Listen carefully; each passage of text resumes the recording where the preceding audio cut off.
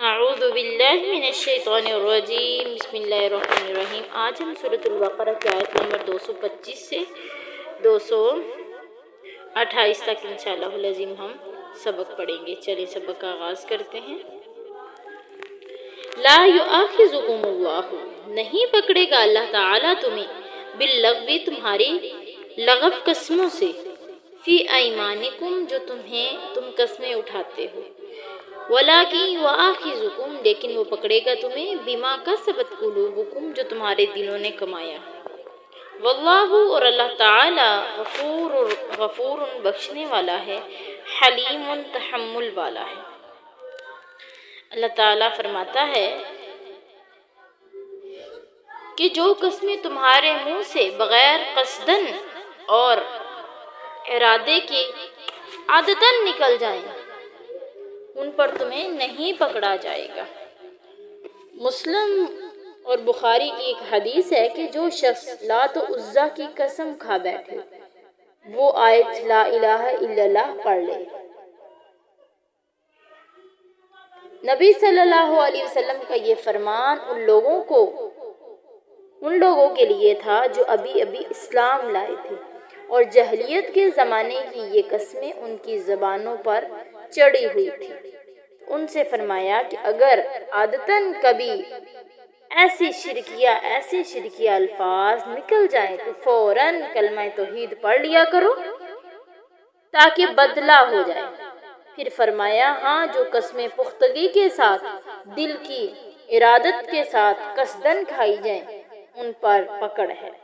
دوسری آیت کے الفاظ ہیں کہ لا یؤاخذکم اللہ باللغو فی ایمانکم ولیکن یؤاخذکم بما عقدتم الایمان، کہ اللہ تعالیٰ تمہیں تمہاری لغو قسموں سے نہیں پکڑے گا، لیکن اللہ تو تمہاری جو تم نے ایمان کے ساتھ دل کی پختگی کے ساتھ تم نے قسمیں کھائیں اس کے ساتھ تمہیں پکڑے گا۔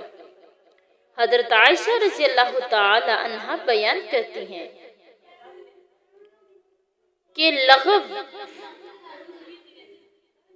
لغو قسمیں وہ ہیں جو انسان اپنے گھر بار میں بال بچوں میں کہہ دیا کرتا ہے، ہاں اللہ کی قسم، اور انہیں اللہ کی قسم غرض بطور تکیہ کلام کے یہ لفظ نکل جاتے ہیں تو دل میں اس کی پختگی کا خیال بھی نہیں ہوتا، تو یہ کیا ہے؟ لغو قسمیں۔ حضرت عائشہ رضی اللہ تعالی سے یہ بھی مروی ہے کہ دو قسمیں ہیں جو ہنسی میں انسان کے منہ سے نکل جاتی ہیں، ان پر کفارہ نہیں، ہاں جو ارادے کے ساتھ قسم ہو پھر اس کے خلاف کرے تو کفارہ ادا کرنا پڑے گا۔ آپ کے علاوہ اور بھی بعض صحابہ اور تابعین سے اس آیت کی یہی تفسیر ملتی ہے۔ یہ بھی مروی ہے کہ ایک شخص اپنی تحقیق پر بھروسہ کر کے کسی معاملے کی نسبت قسم کھا بیٹھے، حقیقت میں وہ معاملہ یوں نہ ہو تو یہ قسمیں لغو ہیں۔ ایک حسن حدیث میں ہے کہ ایک مرتبہ رسول اللہ صلی اللہ علیہ وسلم تیر اندازوں کی ایک جماعت کے پاس جا کر کھڑے ہوئے۔ وہ تیر اندازی کر رہے تھے کہ ایک شخص کبھی کہتا ہے اللہ کی قسم اس کا تیر نشانے پر لگے گا، کبھی کہتا تھا اللہ کی قسم یہ خطا کرے گا۔ آپ صلی اللہ علیہ وسلم کے صحابی نے کہا کہ دیکھیں نبی صلی اللہ علیہ وسلم اگر اس کی قسم کے خلاف ہو، آپ صلی اللہ علیہ وسلم نے فرمایا یہ دو قسمیں لغو ہیں، اس پر کفارہ نہیں ہے، نہ کوئی سزا نہ کوئی عذاب ہے۔ مطلب کہ اس نے جو دو مرتبہ کہنا ہے کہ یہ تیر خطا جائے گا، یہ لگ جائے گا، آپ صلی اللہ علیہ وسلم نے فرمایا یہ دونوں اس کی قسمیں جو ہے نا یہ کیا ہے؟ لغو قسمیں ہیں۔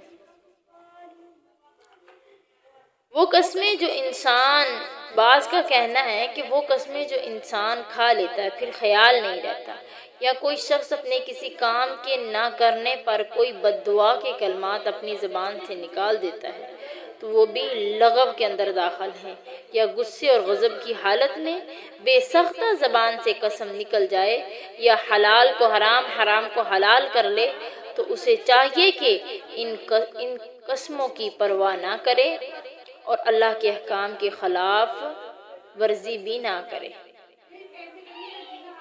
حضرت سعید بن مسیب سے مروی ہے کہ انصار کے دو شخص جو آپس میں بھائی بھائی تھے، ان کے درمیان کچھ میراث کا معاملہ تھا، تو ایک نے دوسرے سے کہا کہ اب اس مال کو تقسیم کر دو۔ دوسرے نے کہا کہ اگر اب تو نے تقسیم کرنے کے لیے کہا تو میرا مال کعبہ کا خزانہ ہے۔ حضرت عمر نے یہ سن کر فرمایا کہ کعبہ ایسے مال سے غنی ہے، اپنی قسم کا کفارہ دے اور اپنے بھائی سے بول چال رکھ۔ میں نے رسول اللہ صلی اللہ علیہ وسلم سے سنا ہے کہ اللہ تعالیٰ کی نافرمانی، رشتے ناتوں کے توڑنے اور جس چیز کی ملکیت نہ ہو اس کے بارے میں قسم اور نظر نہیں ہے۔ پھر فرمایا تمہارے دل جو کریں اس پر گرفت ہے، یعنی اپنے جھوٹ کا علم ہو اور پھر قسم کھائے اس پر مواخذہ ہوگا۔ آگے اللہ کہہ رہے ہیں للذین یؤلون من نسائہم، وہ لوگ جو قسمیں کھاتے ہیں اپنی بیویوں سے، تربص 4 اشہر کی انتظار کرے 4 مہینے 10 دن۔ فَإِنْ فَاءُوا، اگر وہ پھر رجوع کر لیں، فَإِنَّ اللَّهَ غَفُورٌ رَحِيمٌ، اللہ کی ذات بخشنے والی اور رحم کرنے والی ہے۔ یہاں پر اعلیٰ کا ذکر ہے۔ اگر کوئی شخص اپنی بیوی سے مجامت نہ کرنے کی ایک مدت تک قسم کھا لے تو دو صورتیں ہیں، ایک وہ مدت 4 مہینے سے کم ہوگی یا زیادہ ہوگی۔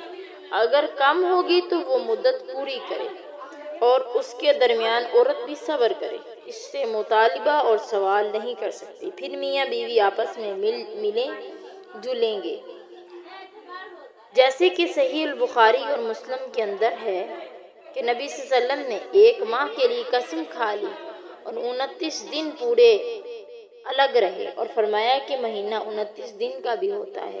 اگر 4 مہینے سے زائد کی مدت کے لیے قسم کھائی ہو تو 4 ماہ بعد عورت کو حق حاصل ہے کہ وہ تقاضا اور مطالبہ کرے، یا تو وہ میل ملاپ کر لے یا طلاق دے دے۔ اس خامد کا حکم ان 2 باتوں میں سے ایک کرنے پر مجبور کرے گا تاکہ عورت کو ضرر نہ پہنچے۔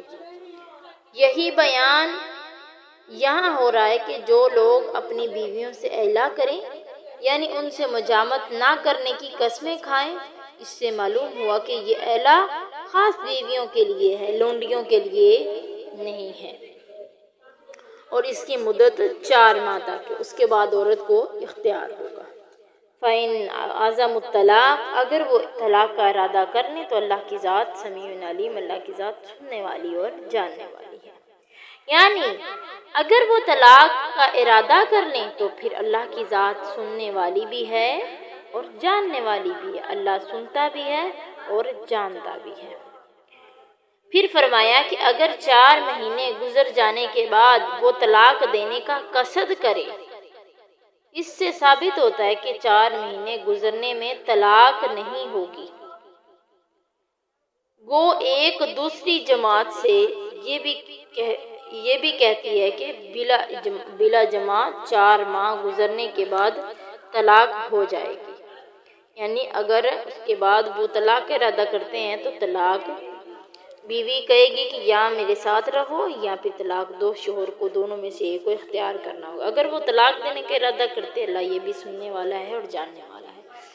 والمطلقات، طلاق والی عورتیں، یتربصن بانفسہن، وہ انتظار کرے اپنی جانوں کے ساتھ 3 قروء 3 حیض تک، ولا یحل لہن، نہیں ہے جائز ان کے لیے، ایکتمن، یہ کہ وہ چھپائیں، ما خلق اللہ فی ارحامہن، جو ان کے پیٹوں میں اللہ نے پیدا کیا ہے، کن یؤمن باللہ، اگر ہیں وہ ایمان رکھنے والی اللہ پر اور آخرت کے دن پر، وبعولتہن، ان کے شوہر، احق بردہن، زیادہ حق رکھتے ہیں ان کو لٹانے میں، فی ذالک، اس معاملے میں، کہ ان ارادوا اصلاحا، اگر وہ صلح کا ارادہ رکھتے ہیں، ولہن مثل الذی علیہن درجہ، ان کے لیے اس کی مثل کیا ہے، درجہ ہے۔ وَلَهُنَّ مِثْلُ الَّذِي عَلَيْهِنَّ بِالْمَعْرُوفِ، اور ان کے لیے اسی طرح عورتوں کے ساتھ اچھا برتاؤ کرنا ہے۔ وَلِلرِّجَالِ عَلَيْهِنَّ دَرَجَةٌ، اور مردوں کو عورتوں پر ایک اللہ نے درجہ دیا ہے۔ وَاللَّهُ غَفُورٌ رَحِيمٌ، اللہ بخشنے والا، وَاللَّهُ عَزِيزٌ حَكِيمٌ، اللہ کی ذات غالب اور حکمت والی ہے۔ اور طلاق والی عورتیں 3 حیض تک جو ہے وہ انتظار کریں گی۔ اگر وہ خدا اور قیامت کے دن پر ایمان رکھتی ہیں تو ان کے لیے یہ بات جائز نہیں ہے کہ خدا نے جو ان کے پیٹوں کے اندر، ان کے رحموں کے اندر بچے رکھے ہیں اس کو نہ چھپائیں، یعنی اگر وہ حمل والی ہیں تو حمل کو نہ چھپائیں، اور ان کے خامند اگر پھر موافقت چاہیں تو اس مدت میں وہ ان کو اپنی زوجیت میں لے لینے کا حق رکھتے ہیں۔ عورتوں کا حق مردوں پر ویسا ہی ہے جیسے دستور کے مطابق مردوں کا حق عورتوں پر ہے، البتہ مردوں کو عورتوں پر فضیلت ہے۔ اللہ کی ذات غالب بھی ہے اور حکمت والی بھی ہے۔ یہاں پر عورت کو طلاق کے مسائل کا ذکر ہو رہا ہے، یعنی ان عورتوں کو جو خاوندوں سے مل چکی ہوں، بالغہ ہوں، حکم ہو رہا ہے کہ طلاق کے بعد 3 حیض تک رکی رہیں، پھر اگر چاہیں تو اپنا نکاح دوسرا کر سکتی ہیں۔ ہاں، چاروں اماموں نے اس میں لونڈی کو مخصوص کر دیا ہے، وہ 2 حیض عدت گزارے گی۔ لونڈی کیونکہ ان معاملات میں آزاد عورت سے آدھے پر ہے، لیکن حیض کی مدت کا ادھورا ٹھیک نہیں بنتا، اس لیے وہ 2 حیض گزارے گی۔ ٹھیک ہے۔ ایک حدیث میں یہ بھی ہے کہ لونڈی کی طلاقیں بھی 2 ہیں، اس کی عدت بھی 2 حیض ہے۔